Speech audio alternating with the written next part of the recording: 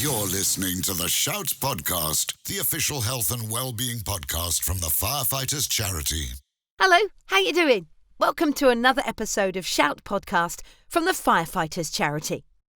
If you're new to the podcast, we're here to bring you a unique insight into some of the health and well-being issues affecting the fire and rescue services community, to explain how you can bring about positive change yourself and how to go about getting support from the Firefighters charity when you need it. In this episode, we're going to be taking a closer look at something we all spend a considerable amount of time doing, or at least trying to do, sleeping. A good night's sleep is such a fundamental part of the human experience. It's easy to take it for granted. However, for many, the prospect of 8 hours untroubled sleep a night is a pipe dream, and emergency services workers are particularly prone to suffer with their sleep. So earlier this week, I spoke to psychological therapist Kim Fry to find out a bit more about some of the common issues affecting sleep for members of the fire services community, why they happen, and what you can do about them.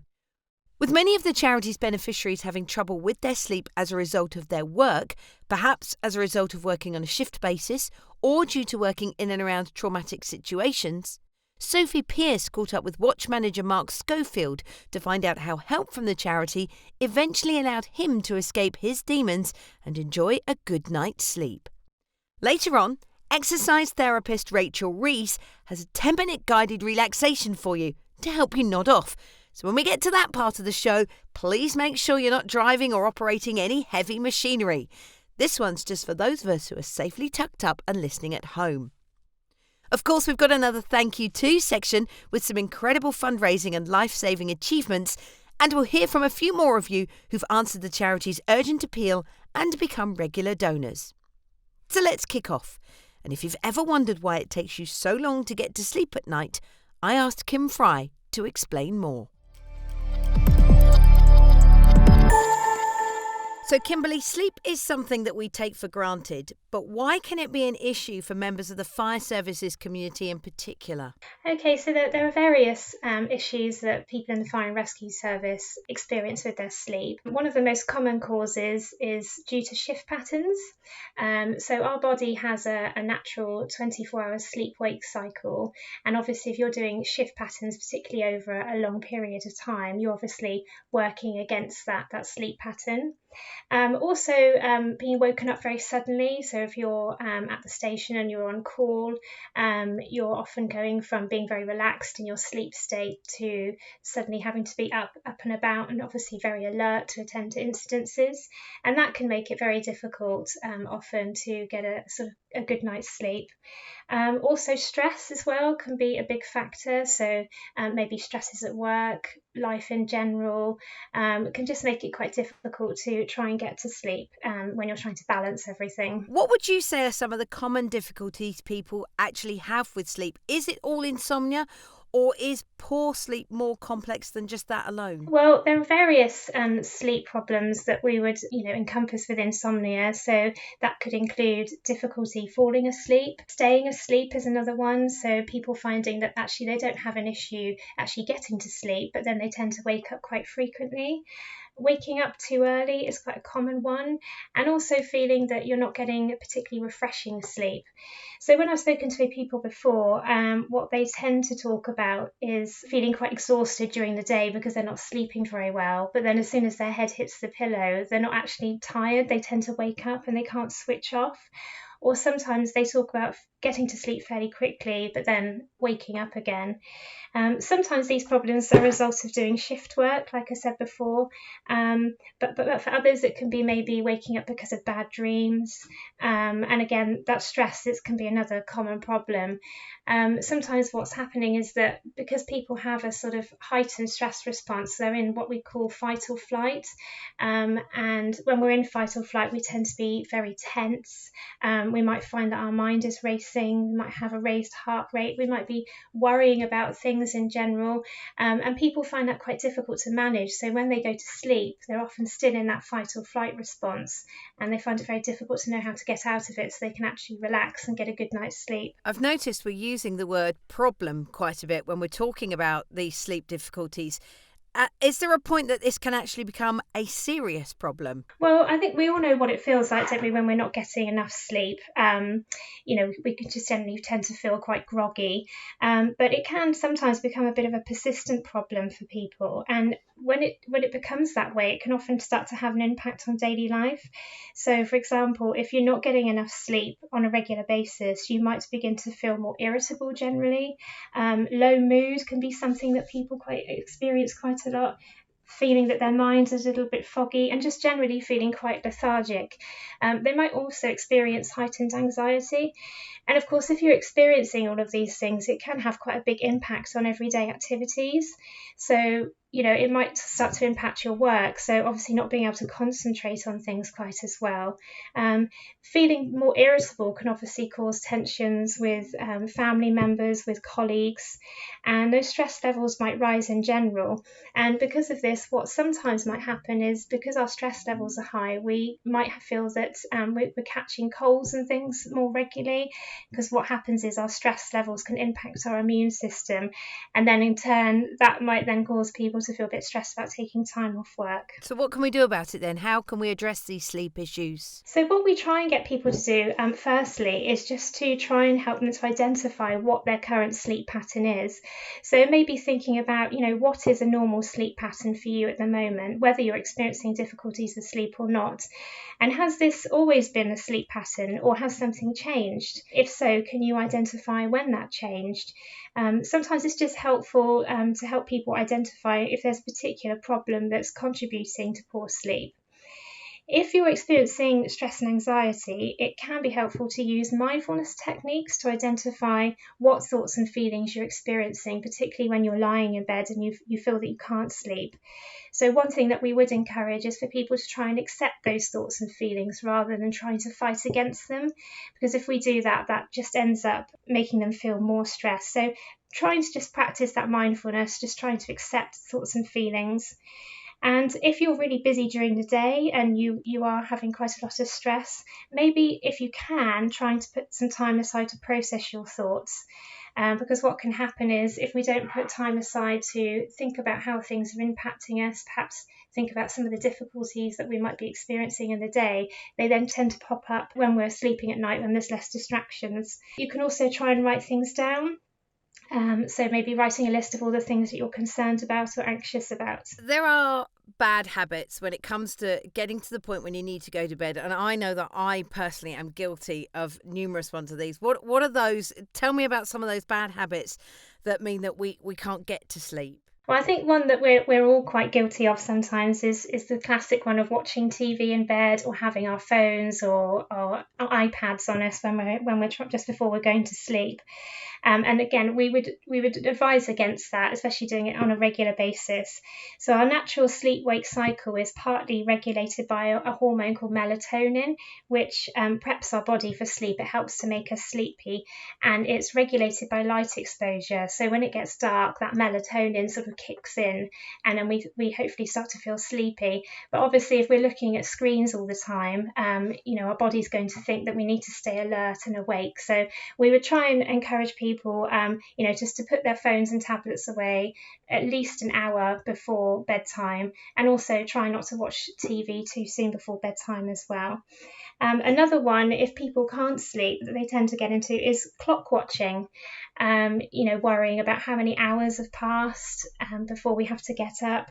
And then people tend to get to this point of resignation. Oh, well, I'm not going to sleep, so I'll get up and maybe I'll do some jobs around the house, or maybe I'll put the television on.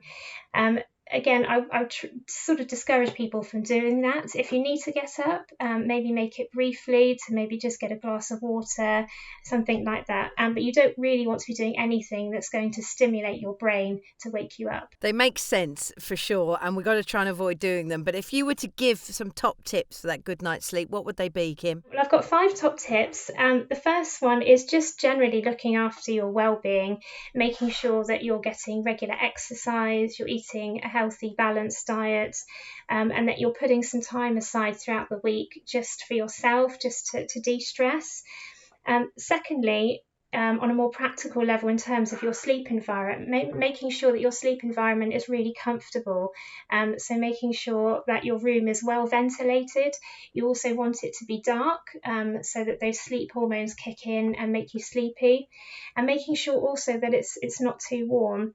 It's also really good to try and have a sleep routine as well. So we often think about sleep routines as being for sort of younger children and babies, but actually it can also be good for us as well, particularly if we're having trouble sleeping. So when we're very, very busy in the day, and then we just go straight to bed, it's actually quite unrealistic to expect our brains to just switch off straight away and for us to fall asleep. So it's just a good idea, maybe an hour before, just to have a little bit of a routine, turn off those screens, just try and relax a little bit, and just let your mind and your body know that actually this is a time for sleeping. Also, just try and avoid the stimulants such as caffeine, nicotine, and alcohol near bedtime. It's a good idea to try and avoid caffeine at least a few hours before you go to bed. And alcohol, although that can make us feel quite relaxed, and some people say it takes them into a lovely deep sleep, your body is actually having to spend the time you would normally be resting by burning the alcohol in your system. So actually it can end up resulting in having a very unrefreshing sleep. So try not to drink alcohol too much, before you go to bed. If you're doing shift work, obviously, make use of the things I've already suggested, or the general things that you can do. But there are also extra things that you can do if you are on night shifts.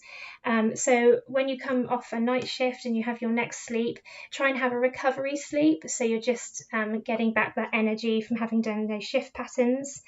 Trying to eat a very light breakfast before you have your daytime sleep as well. So that's going to help you make sure that you don't wake up during your daytime sleep feeling hungry. Also, eating at the beginning and the end of your shift can help, and just avoiding heavy meals as well before you go to sleep. And trying to get a bit of exposure to light before a night shift as well can help, just to create your own sort of sleep-wake cycle whilst you're on those shift patterns. And lastly, I would just say making use of relaxation, mindfulness, breathing techniques, which you can access on various apps on your phone. If you're experiencing stress, relaxation techniques can be just really useful and just helping you to slow down, aid calm. It's just good to be aware of what's going on in your mind and body. But as well as doing this just before bed, it's just good to try and get into a regular habit of trying to do this in the day. Relaxation is something that doesn't always come naturally to us. We live in a very fast-paced world, so sometimes it's something that we have to practice. So if at first you don't succeed, just keep trying with it, keep persevering, and eventually you'll find that actually it comes a little bit more naturally to you. It's excellent advice. If someone's listening to this and maybe recognises just some of what we've discussed and wants some further support, what should they do? Well, obviously, you can call the charity. If you're concerned about any stress or anxiety you're experiencing, please do feel free to give us a call, and we can work with you in working out what the best kind of support is for you. You can also head to our website as well. So on the website, we've got various articles on sleep, and we've also got some brilliant relaxation techniques and some Tai Chi videos just to help you get into that relaxation mode. That's perfect. Thank you, Kim, so much. Really appreciated that. Some great advice there. Thank you. Bye. Working in and around trauma is never easy, and for many the impacts can be significant. Mark Schofield, for example, was experiencing flashbacks, unable to concentrate at work and unable to sleep at night.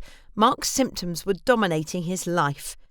Sophie Pearce spoke to him to find out how the Firefighters charity helped to turn things around and, eventually, allow him to enjoy a good night's sleep. Hi Mark, thank you so much for joining us. First of all, would you like to introduce yourself? My name's Mark Schofield. I've been in the fire service for 33 years. I'm married, 2 children, and I also have a little dog as well.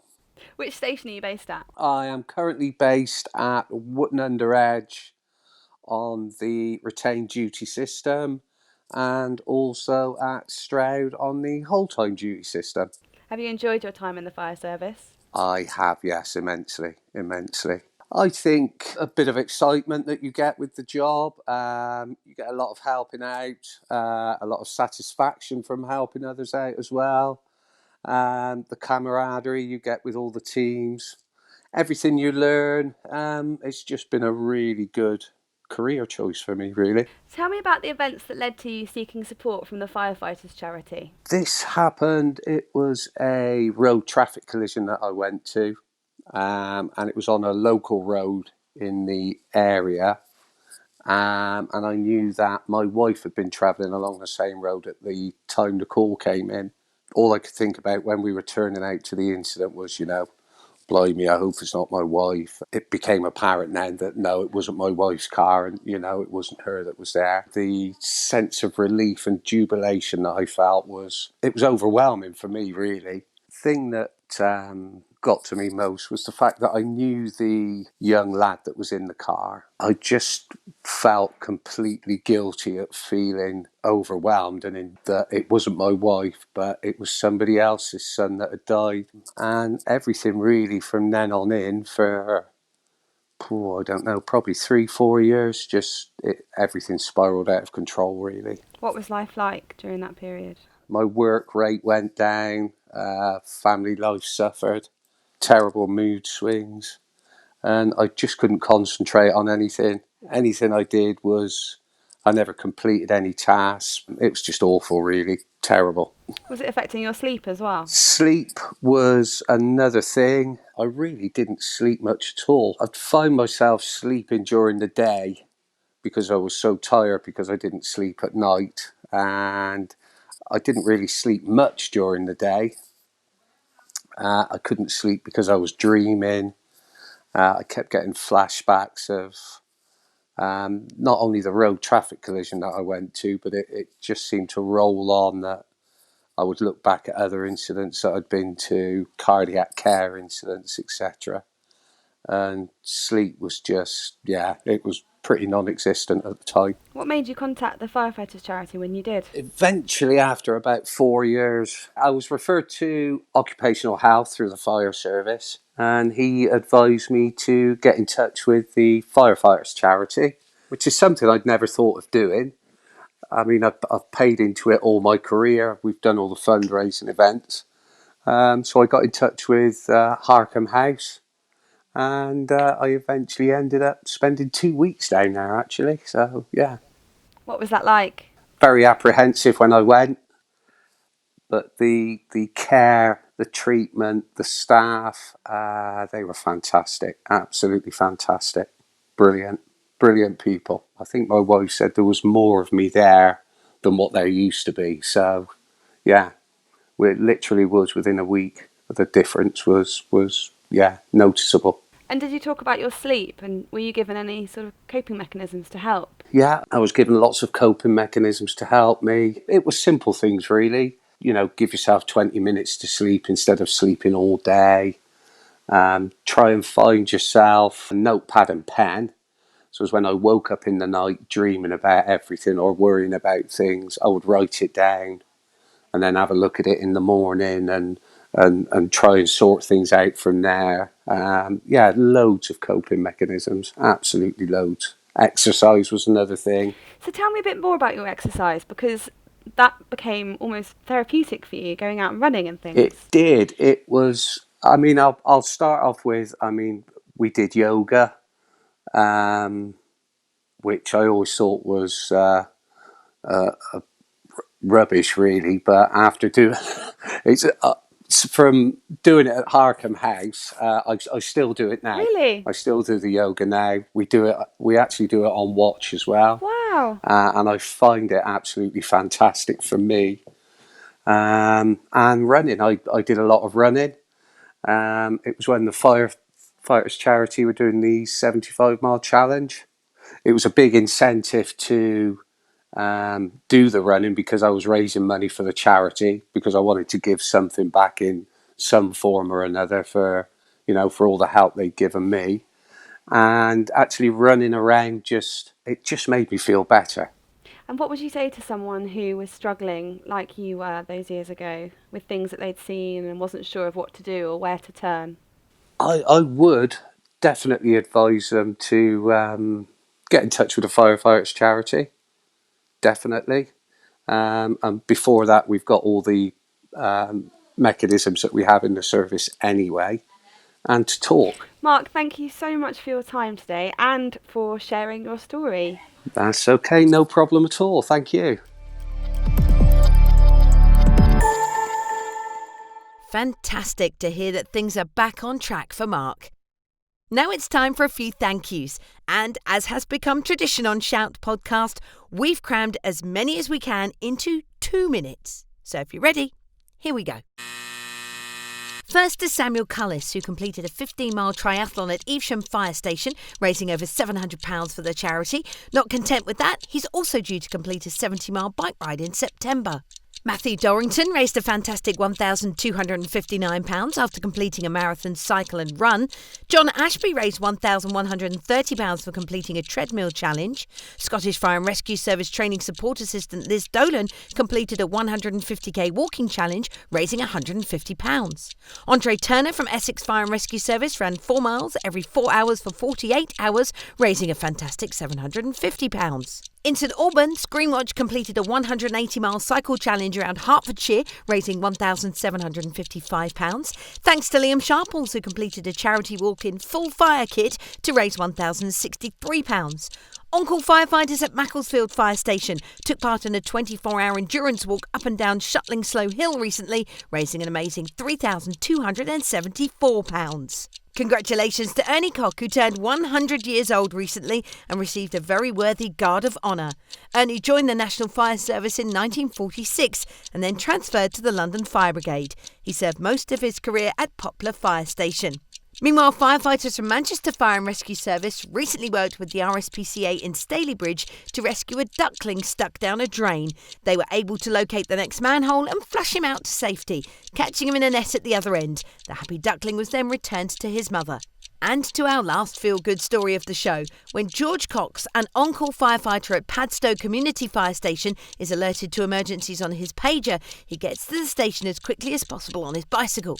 When his pager sounded recently, however, he rushed out of his house only to find his bike had been stolen. After hearing of the news, the local branch of a well-known bike store has come to the rescue and generously provided him with a brand new bike. George was completely overwhelmed with the gesture and was so grateful for all the support he's received.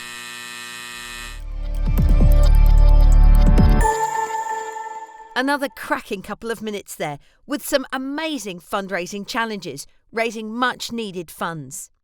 And that's just what the charity's urgent appeal is seeking to do, to help the charity overturn the downturn in fundraising income that resulted from the coronavirus pandemic.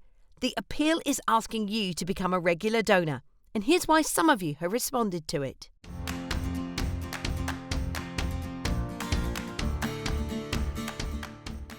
Our charity is at risk as never before. I now give regularly following a life-changing stay at Jubilee House. Please consider doing the same. It may be the only way we can ensure it's here for your future too. I donate to the Firefighters charity because as firefighters we are naturally there to help other people. It is so nice to know that when we are in need, as my family was, the Firefighters charity was there to support us. My name is Joe Harkins, recently retired after serving 41 years Strathclyde Fire and Rescue and latterly Scottish Fire and Rescue Service. I've been a fundraiser and contributor to the Firefighters charity for those 41 years. Some of our colleagues do pay the ultimate price. Others suffer mental health damage. Others suffer physical health damage. But the Firefighters charity is there to help them in their time of need, 24/7, to help improve their quality of life and repair that damage. And that's why I contribute every month to the Firefighters charity and have done for 40 years and will continue to do so. Those damaged colleagues could have been me. Now then, are you sitting comfortably? I hope so, and I also hope you're not driving, operating any heavy equipment, cooking or doing anything else that requires you to be alert and awake. If you are, and in all seriousness, please either stop what you're doing or hit pause on the podcast until you're somewhere where you can comfortably fall asleep. To end the show, we've got a wonderful 10-minute guided relaxation for you with exercise therapist Rachel Rees, designed to help you drift off to sleep all you need to do is lie back, close your eyes, and let yourself relax.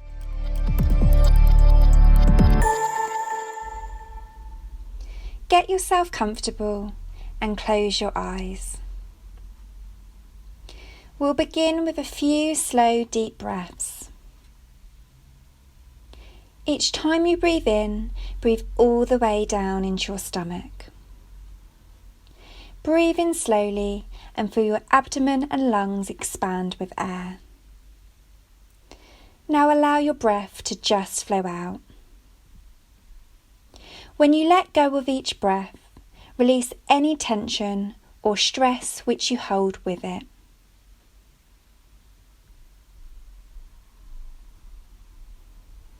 Keep breathing in slow, deep breaths and feel yourself relaxing as you gradually release each breath that you take.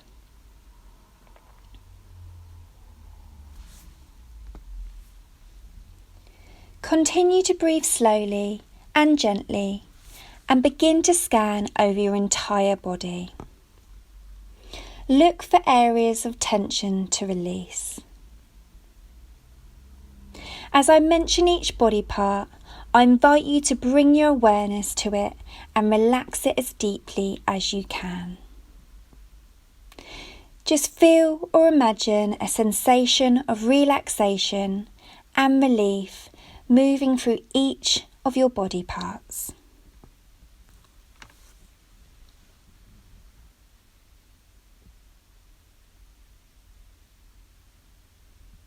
Bring your awareness to the top of your head. Just sense or imagine a feeling of relaxation beginning to spread down from the top of your scalp. Feel the muscles in your forehead and your temples relax.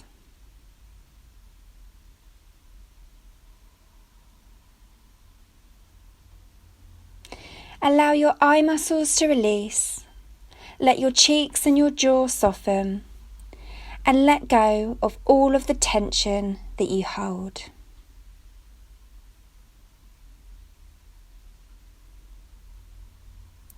Now let this peaceful feeling flow down into your neck. Feel it loosening every muscle and every fibre.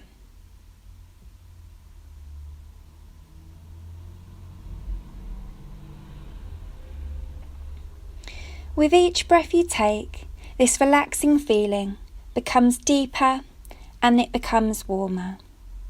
It works its way deep into the muscles in your shoulders. It soothes them and it releases them.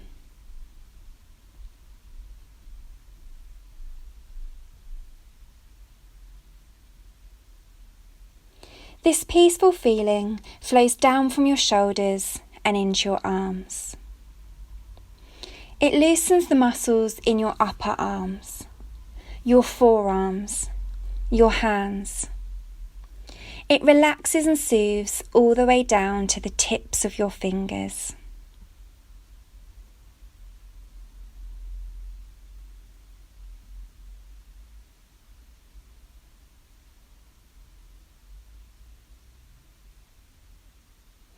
As your body relaxes, your mind relaxes, and your thoughts seem to become lighter. You're slipping further and further into a dreamlike state of stillness and relaxation.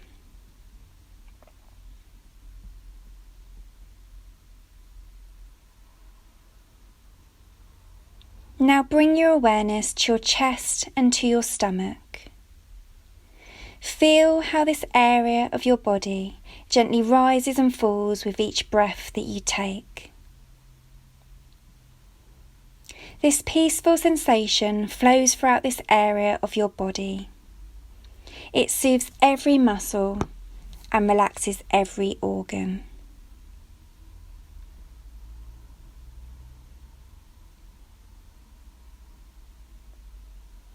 Now turn your attention to your upper back and feel this relaxing sensation flow all the way down to the base of your spine. As it gradually works its way down your body, feel every muscle in your back begin to relax and unwind.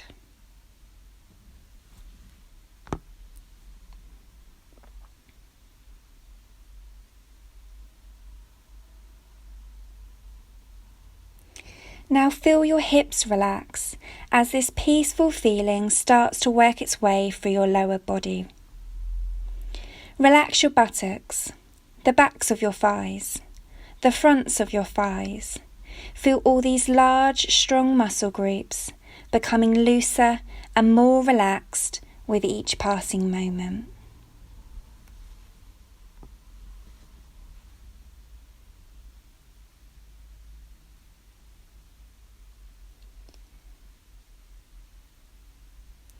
Soothing feelings of relaxation flow down through your knees and into your calves.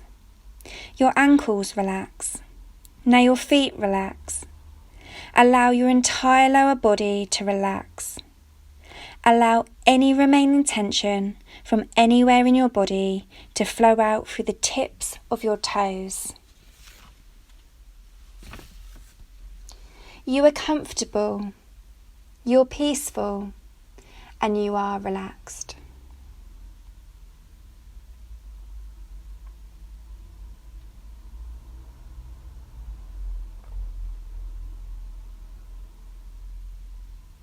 Imagine that you're outdoors at dusk.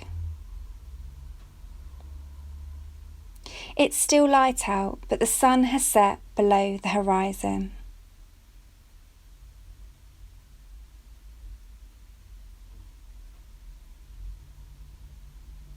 It's a pleasant temperature, comfortable, and you're in a safe, peaceful place in the country.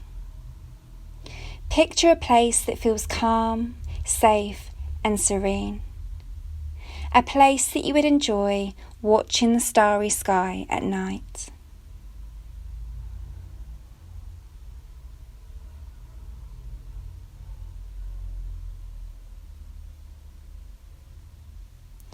You're lying on a blanket and you can feel the grass on the ground around you. You see some trees in the distance. Feel yourself relaxing in this pleasurable scene, simply enjoying the solitude.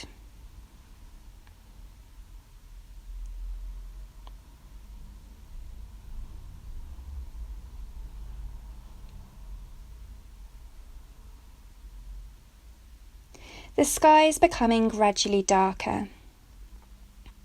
The highest part of the sky is a deep indigo colour, becoming darker and darker as the moments pass. This colour blends into a lighter shade, almost green, and at the horizon, the sky is an interesting shade of pink, mixed with grey into the fading light.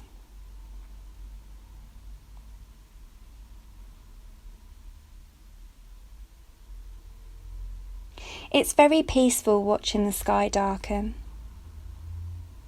The air around you is so still and calm. In the distance, you can hear crickets and frogs as they begin to sing.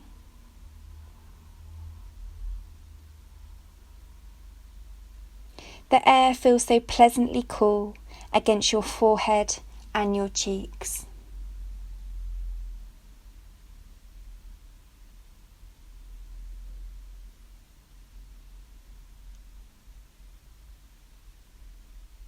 Looking at the horizon, you can see silhouettes of distant trees and buildings.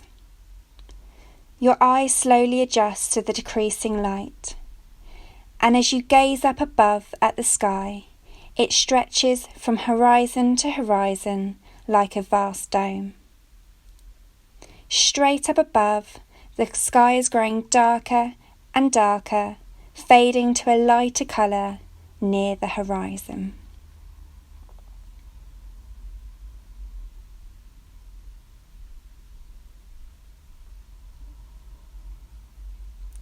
You can see the first stars appear. First one star, and then another, and another. See them twinkle, shining like tiny diamonds. And as you look up at the darkening sky, you can see more and more stars begin to appear. Relax and enjoy the dusk, and watch the night begin.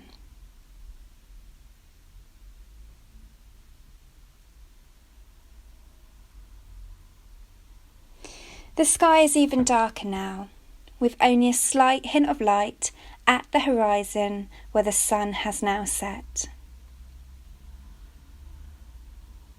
The sky is so clear, you can see no clouds anywhere in the obscure starry sky.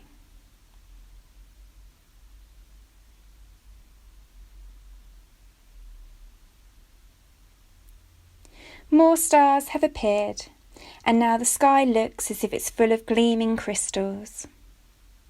Some stars are bright, and others are tiny specks that you can barely see. The sky is filled with so many stars that you would not even be able to count them.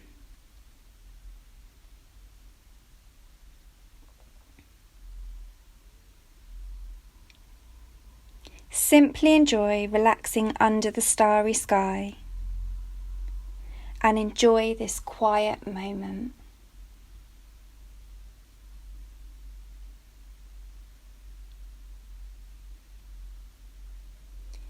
The starry sky is so huge, so vast, a beautiful glimmering blanket of stars stretching up into a complete circle around you from every horizon. Admire the starry sky. You feel very calm, relaxed, and at peace.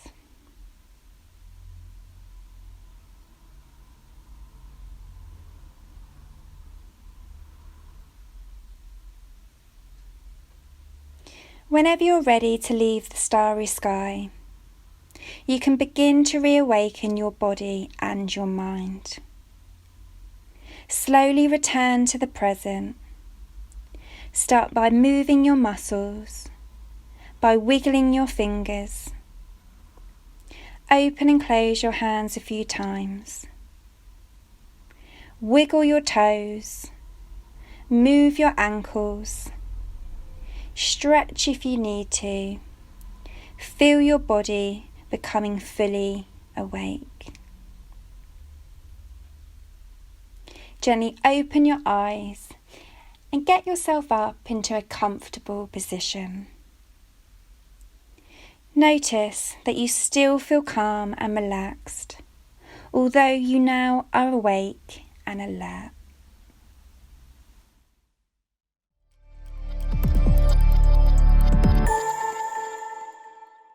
Hello. Hi there. Sorry to wake you if you've drifted off. Wasn't that wonderful? I'll for sure be playing that again next time I'm struggling to get to sleep. So that's the end of another episode. Thanks for listening. As ever, please tell your friends and colleagues to listen, subscribe and review. All the information you need to do so is on the website and on the Firefighters Charity's social media channels. We'll do it all again in a fortnight's time. So until then, take care and stay safe. You've been listening to the Shouts podcast. For more information on the show and how the Firefighters Charity could support you, check out www.firefighterscharity.org.uk.